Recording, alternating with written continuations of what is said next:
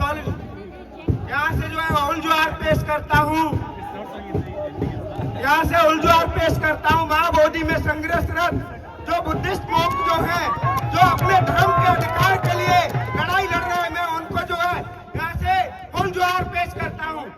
साथियों, पैलेस्टीन में जो हमारे साथी लड़ रहे हैं, जिनका जिनोसाइड हो रहा है, मैं उनको यहाँ से सॉलिडरिटी पेश करता हूँ। मैं सॉलिडरिटी पेश करता हूँ यहाँ से, मैं सॉलिडरिटी पेश करता हूँ यहाँ से कश्मीर में जो ह्यूमन राइट्स का वायलेशन झेल रहे हैं उन कश्मीरियों को, और मैं यहाँ से उलझुआर पेश करता हूँ मणिपुर के उन साथियों को के जो कि 2 साल से पिछले 2 साल से जो है कश्मीर जल रहा है, पर यहाँ पे दिल्ली में बेटा नीरो जो है बांसुरी बजा रहा है।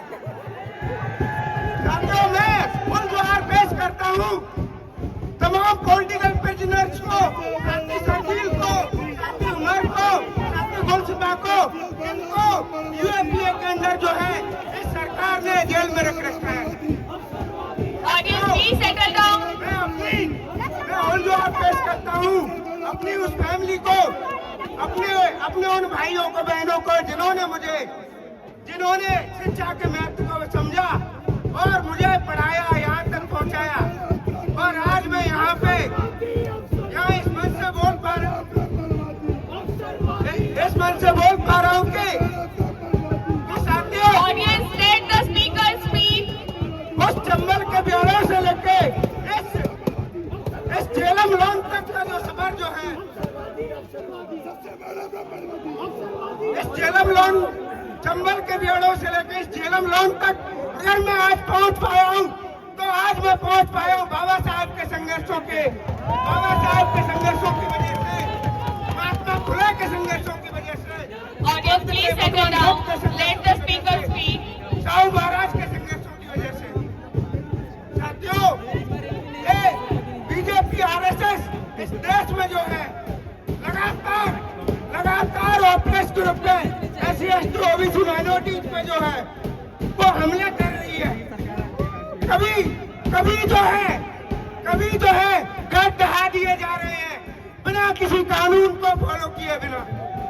साथियों, ये जो सरकार कभी CAA ला रही है, कभी NRC ला रही है, तो उसके विरोध में हम अम्बेडकरवादियों का एक ही नारा है, जय भीम, उलझुआर, और बाबा साहेब जो है वो उसी रेजिस्टेंस के सिंबल है,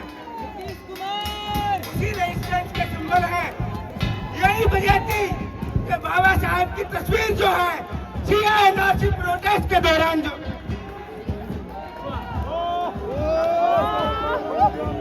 CAA प्रोटेस्ट में Baba Saheb symbol of resistance बने। अमित शाह जो है वो पार्लियामेंट में कहते हैं कि अम्बेडकर के ना फैशन हो गया है। फैशन है, फैशन नहीं, सिंबल ऑफ रेजिस्टेंस है।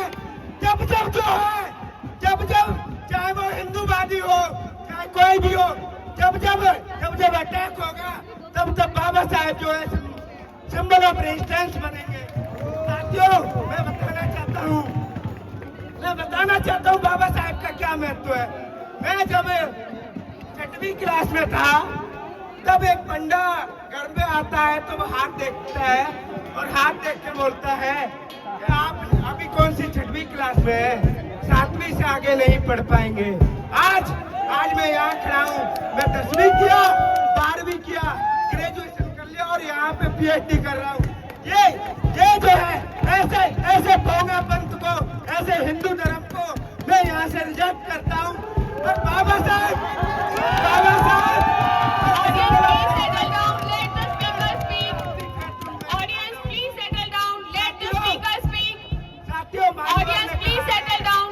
मान्यवर ने कहा है कि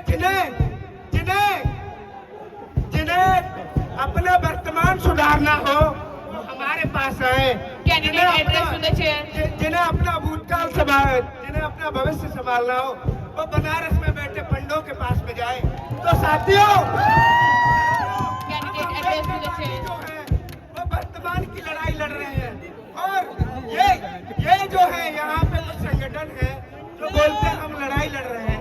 साथियों, सभी को पता है आप कैसी लड़ाई लड़ रहे हैं। एबीवीपी का पता है कि वो सरकारी ऑर्गेनाइजेशन है, वो सरकारी ऑर्गेनाइजेशन है, वो एडमिन की ऑर्गेनाइजेशन है, एडमिन का फ्रंट है। पर यहाँ पे जो यूनियन चला रहे हैं वो जो है वो डीलर है। उन्होंने जो है जब जब इस कैंपस में जो है मूवमेंट बना है, उस मूवमेंट को फेल करने की जो है डील की है, वो डील हुई थी नजीब के मूवमेंट में। जब जो है पीसी को घेर लिया था, उस वक्त जो है आयशा जो उस वक्त लीड कर रहे थे, उन्होंने जो है नजीब को गायब करने वालों को पीसी को निकाला और नजीब के बारे में Audience, please settle down. Mentally unstable. Audience, please settle down. Let the speaker speak.